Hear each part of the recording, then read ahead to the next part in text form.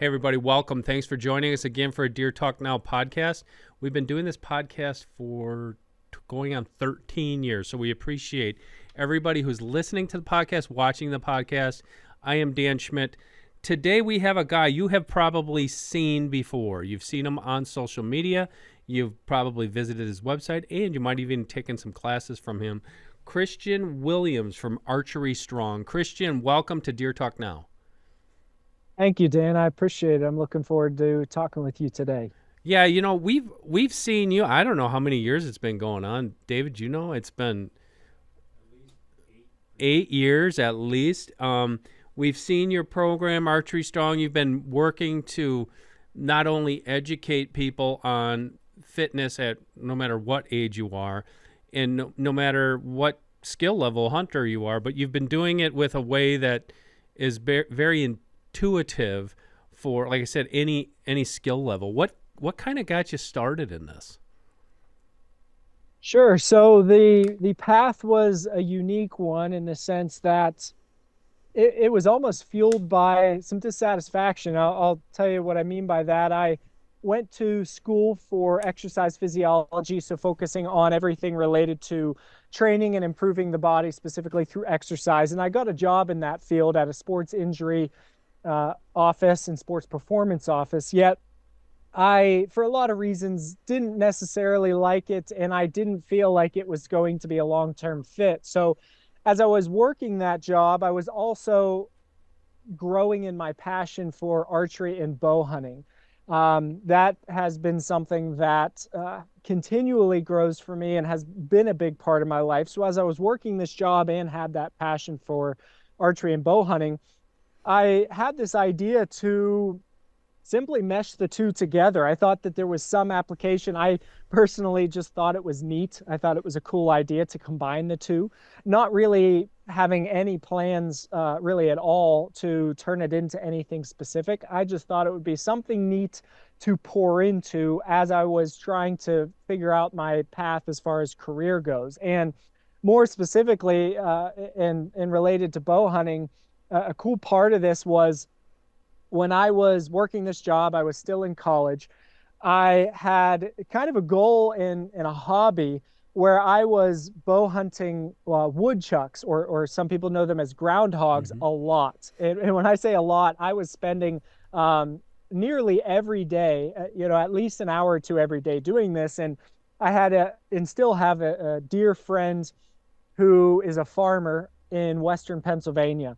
And this gentleman is now 85 years old, I believe, and he has a beautiful 400 to 500 acre farm in the center of what's really a bustling area that's growing up in suburban development. Well, where I'm going with this is that on this farm, he has an abundance of groundhogs because in this area, rifle hunting, firing a rifle is prohibited due to the suburban development around it. So these groundhogs have really been flourishing. And if you're familiar with any sort of agriculture, groundhogs pose a big problem for equipment, for livestock, loss of crops, and those different things. So I had set a goal for myself to remove 100 groundhogs from that farm in a summer with just a bow, because again, rifle hunting was not permitted.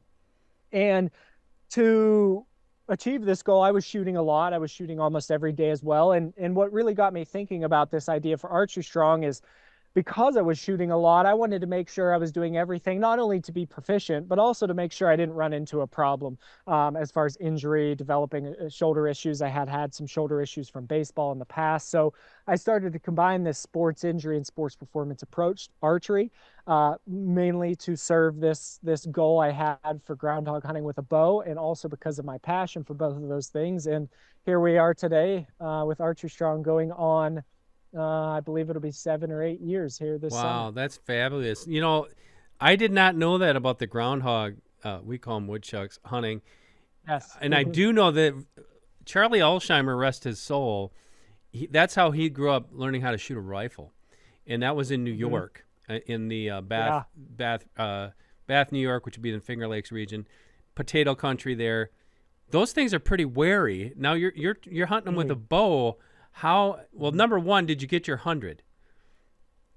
I did. Yes, I did. That summer, I believe I reached 133. Wow. Most of which were on that specific farm, but there were a handful of others that came from other That's farms. Yeah. insane. How did I'm more fascinated in how you killed him than than the Yeah. exercise part of it. But how did you get so close to Yep. those after you start hunting them? It's like hunting squirrels. They're very tough to kill once they know they're being hunted. Yeah, they are. They're very wary and they're really unique because if you look at a groundhog or woodchuck, their eyes, nose, and ears are all on the very top Yep. of their head. Their head's almost flat and they're up there because that allows them to really just peek their head an inch or two out of the hole. Survey the landscape, listen, smell, look, and they are in a lot of ways a prime prey animal. So they are wary. And we could talk for hours about this because I just love it. But to keep it simple, I found that my personal approach was as I was hunting these farms, I would essentially memorize where the groundhog holes were.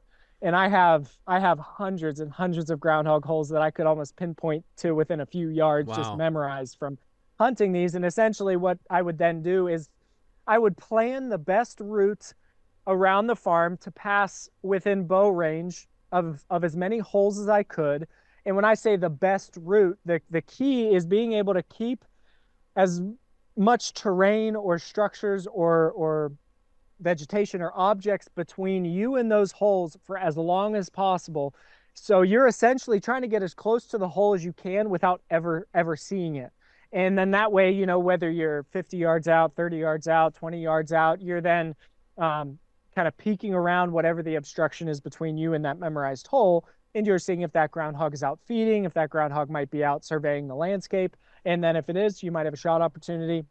If it's not, then you continue gradually working your way across the farm. And I kind of coined that phrase. It's not spot and stalk because you're not spotting and stalking it. I coined it as creep and kill, meaning you're creeping through that landscape, utilizing the structure, the topography, and the vegetation to then get within bow range. And a lot of times the shots ended up being very close, 20, 15, 10 yards.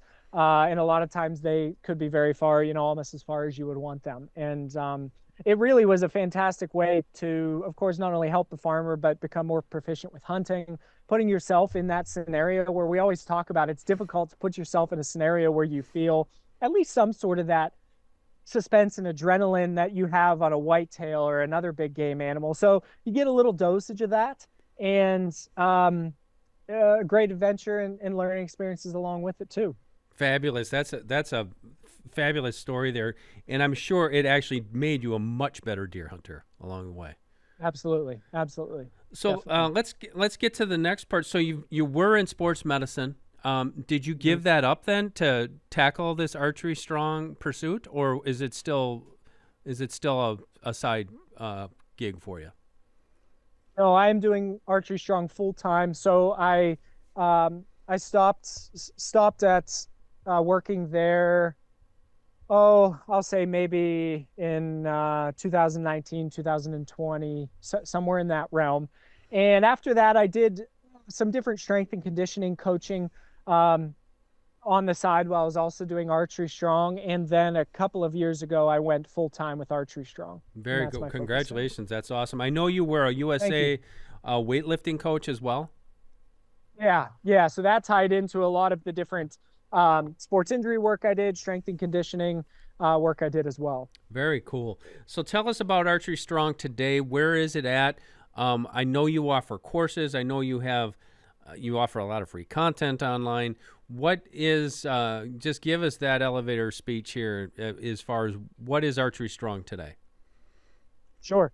Archery Strong focuses on helping archers of all kinds and bow hunters relieve pain if they're having pain, prevent injury if there's somebody who's susceptible to injury or just concerned about an injury limiting their ability to enjoy archery and bow hunting, and build performance. So, building the physical capabilities, building somebody's physical capacity to enjoy archery, be confident, comfortable with archery, as well as overall life pursuits, hunting adventures. So I do focus mostly on archers and bow hunters, but what ends up happening is I have and try to have a very comprehensive view of how we can elevate somebody's physical ability to serve them in all areas of life for family, adventures, etc., like I mentioned. So that's really what I call it, the three-headed monster: relieve pain, prevent injury, build performance. And it is, meaning Archery Strong is almost entirely remote.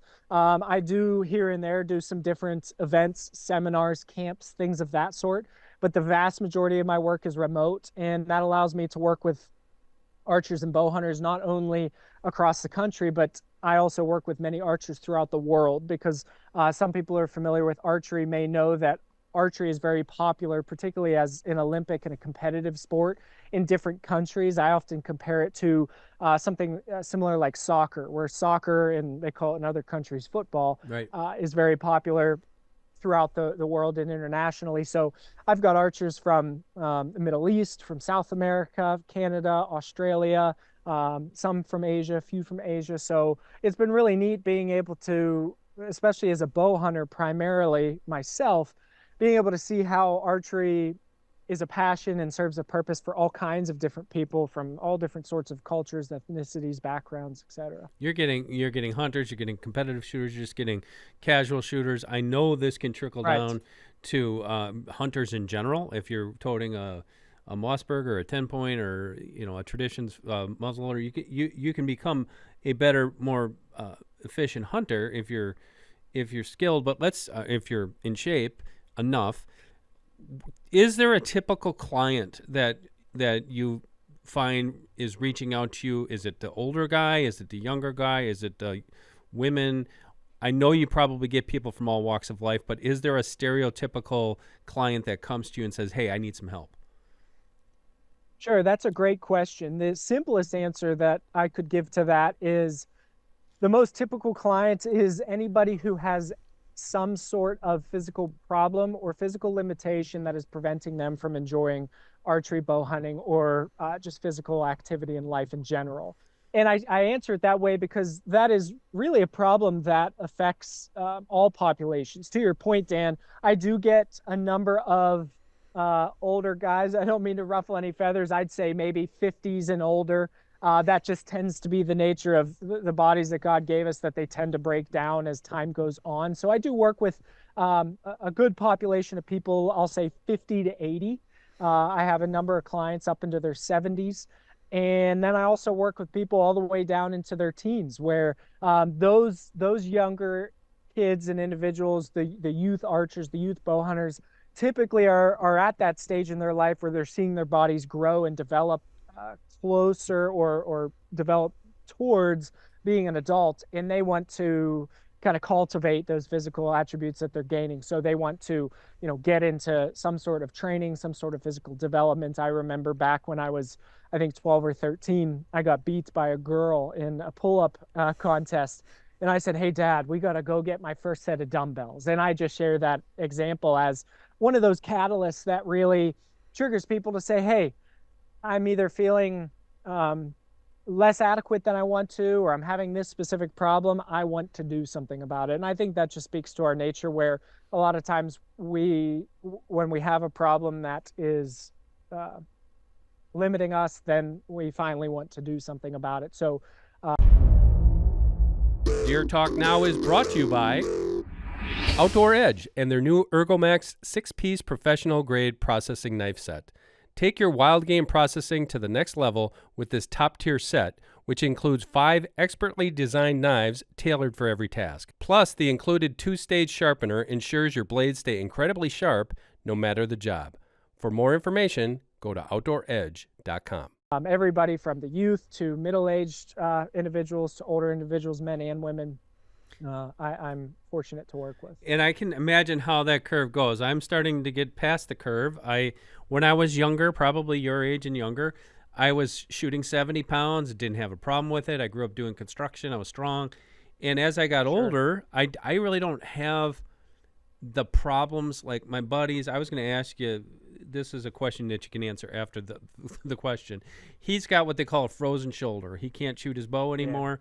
Yeah. And I wanted to ask what he can do for that. But for me, it was just so uncomfortable to sit in a stand all day long and try to draw my bow at 70 pounds. I couldn't do it anymore. I couldn't do it efficiently Right. anymore. So I started bringing Right. my weight down. I'm currently at 54 pounds on my draw weights, and I find Good. that perfectly fine. Is that what you find, guys just wanting to stay in the game, so to speak, or when I'm talking about guys over 50, or is it, I simply can't do this anymore, so I want to figure out how I can keep doing it? Sure, that's a great question. On the first front, as far as you had asked about guys that want to just stay in the game, yes, absolutely. As you said for yourself, Dan, you're experiencing as time goes on, as the years pass, your physical abilities changing. And just from that little bit of information, you've done a great job of number one, and most importantly, being aware of that and accepting that, because that's challenging. And then number two, going through the decision-making process to say, you know what, this 70-pound bow is no longer serving me after 8 hours in a tree stand during the rut, and it's November and it's 42 degrees and it's sleeting, right? So you've made those decisions to keep yourself in the game. And I work with a number of men and women like that are experiencing some of that degradation, that we'll say, as strength starts to wane. Maybe they're experiencing some tightness. They're not as able to jump into action after those long days in the stand or whatever it might be. So we're trying to maintain physical ability to slow or delay that degradation of physical ability as much as possible, and make some improvements in places too, because it is certainly possible still into older age to gain strength in certain places. Now, I also, on your second front, in the second question there, I do get some guys who, for a variety of reasons, normally pain, injury, physical limitation, have had to put their bow down, sometimes for a couple months, sometimes for a couple of years. Even I've had a couple of decades, and they say, this is something I really want to get back into. I really want to hunt again. I really want to shoot my bow again. Can you help me restore the ability to build back into doing that? And the answer is, I will absolutely do everything in my power to meet that goal. So what are you finding most? I'm just going to assume that you're finding those physical problems have to be shoulders mostly. Yeah. Yeah, I would say 90% of the problems that actually interfere, limit, or 100% prevent an archer or bow hunter from being able to shoot comfortably and confidently, or be able to shoot at all, relates to the shoulder joint. I describe that as, I guess, two ways. Number one, it tends to be the weak link, or the region that gives out first. And it's also the link that sustains the most demand in regards to archery. Now, some individuals will have problems with elbows, maybe some problems up into their neck, down into their back. What I typically find is those issues normally aren't 100% preventing someone from enjoying their bow. They may interfere and cause some hesitation, some discomfort, some limitation, but normally people can work around those, because those regions, although they're very much so involved in archery, they are not under the amount and intensity of demand as the shoulder joint is under. So yes, Dan, you're absolutely correct that the shoulder, and then for those watching, and I'll do my best to describe it, a lot of times we just think about our shoulder as this ball and socket, out here where let's say football pads used to cover. But really, the shoulder is more vast and much more complex than that. The shoulder, when we think about it just in general terms and specific to archery, it includes the collarbone that comes across the top of the chest, down to our sternum, right under our neck and chin. It incorporates that entire, we'll say, kind of round shoulder, that ball we have out to the side, like I said, where that shoulder pad in football would come over. And then it very much so involves the entire upper back, where that shoulder blade sits on our back, back where you try to reach to wash yourself in the shower, and all that musculature in the upper back, and really even up into the neck too. So it's a big region. There's a lot of moving parts and pieces. It's very much considered the most complex joint in the body, and it has a lot of capability. And with that, that great amount of capability, there's also a lot of things that can go haywire or degrade there too. What would you say next to the shoulder? What would be the next most common problem that you deal with? Elbows, I would say.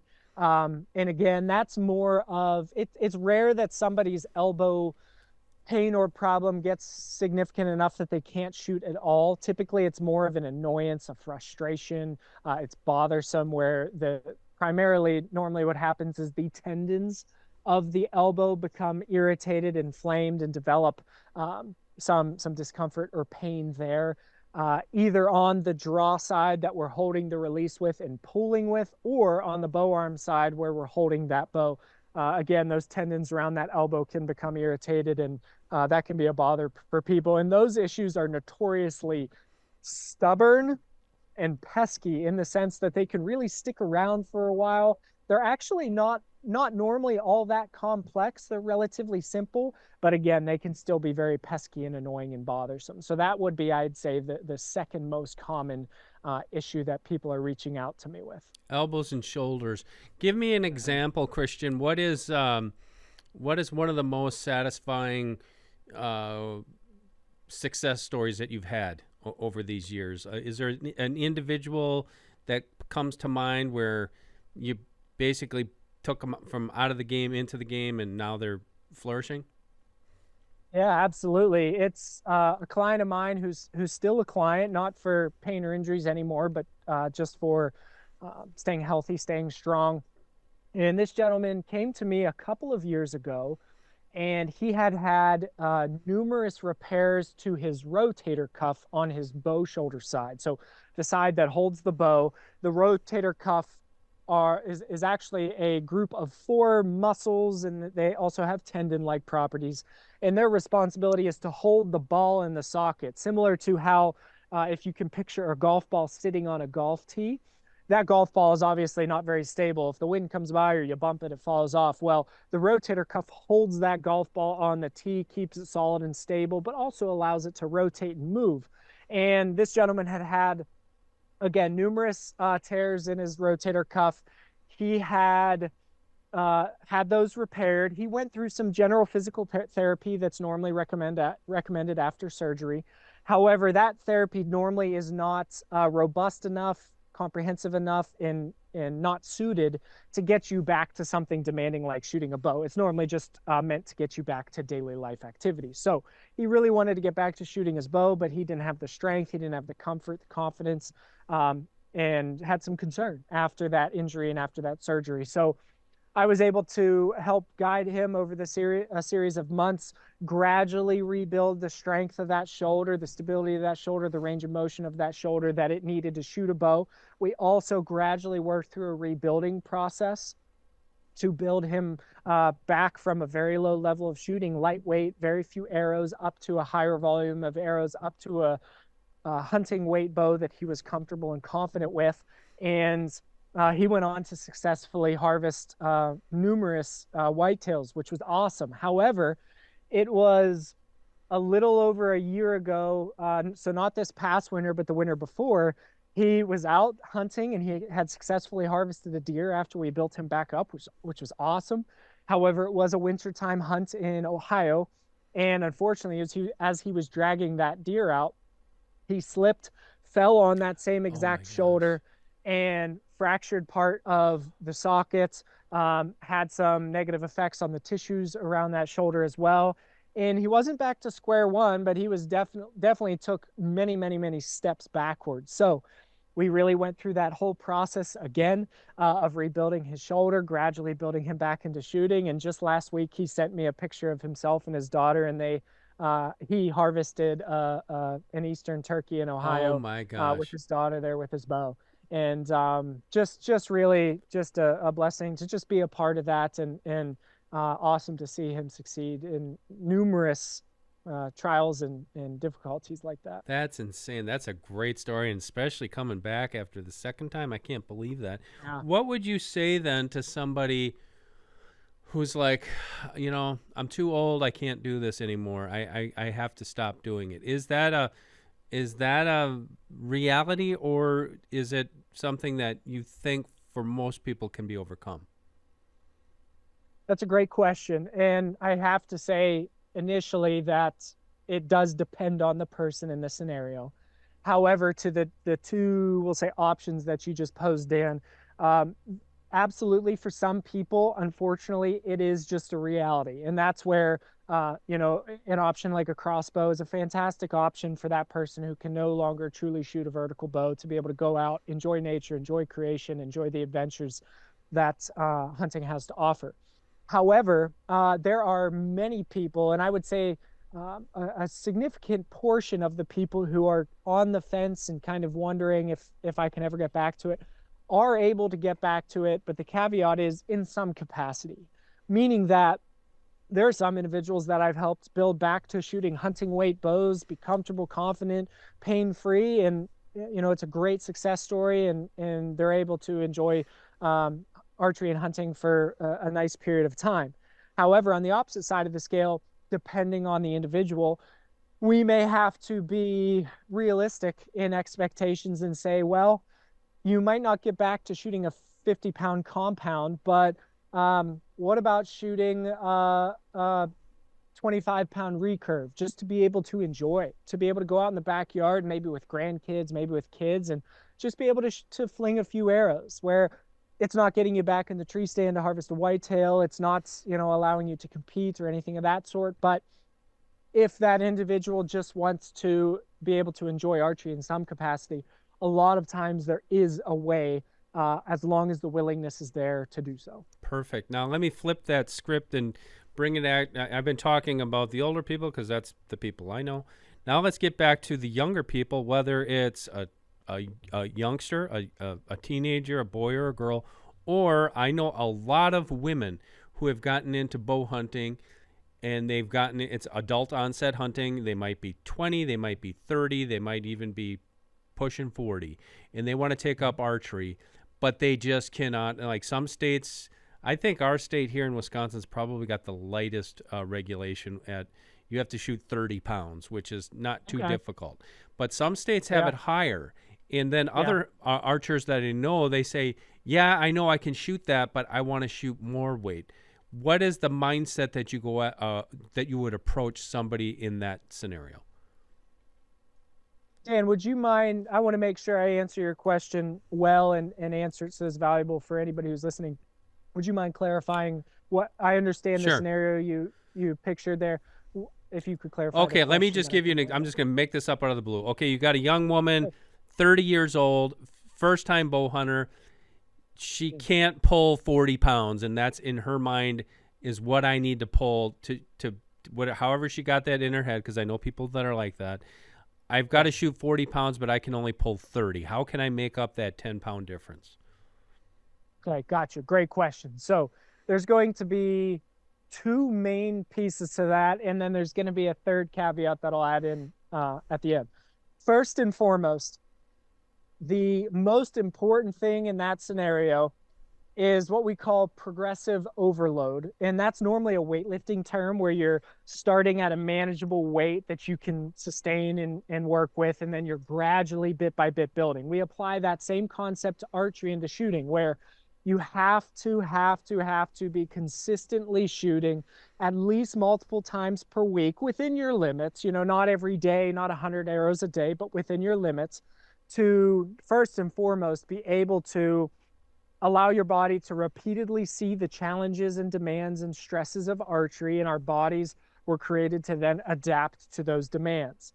And as you consistently shoot, then we get into that very gradual progressive overload, where we are manipulating the different factors in this realm, which would be gradually increasing arrow count, gradually increasing draw weight bit by bit, gradually increasing how often we're shooting.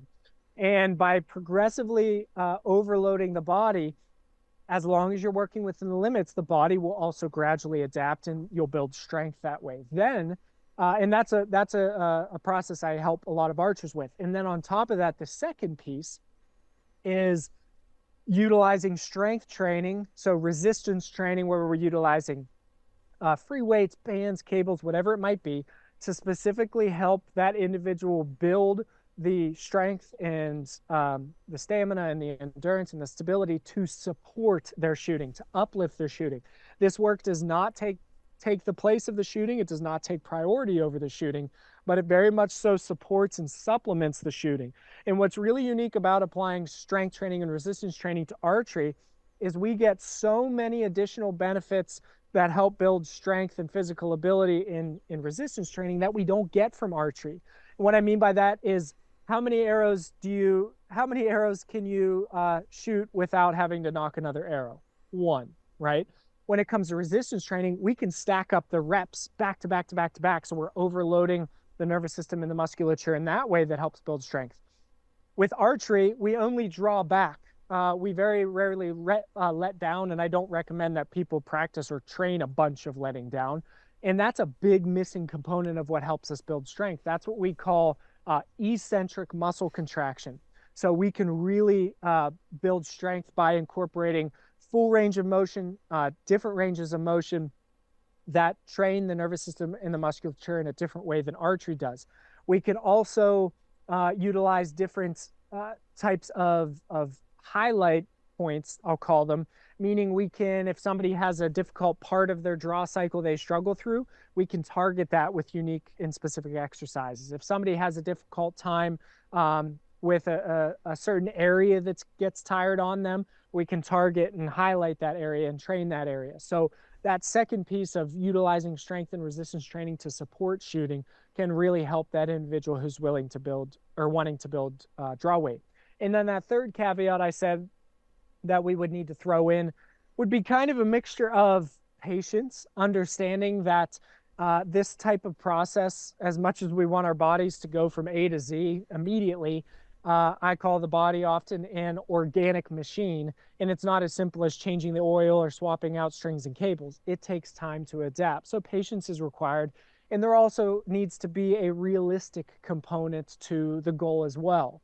Some people have maybe heard the term SMART goal before, where part of that is the goal needs to be attainable or realistic or achievable, where if somebody's wanting to go, I'll give you an example. I had an older gentleman come to me recently. His shoulders were in really bad shape and he could barely draw 50 pounds.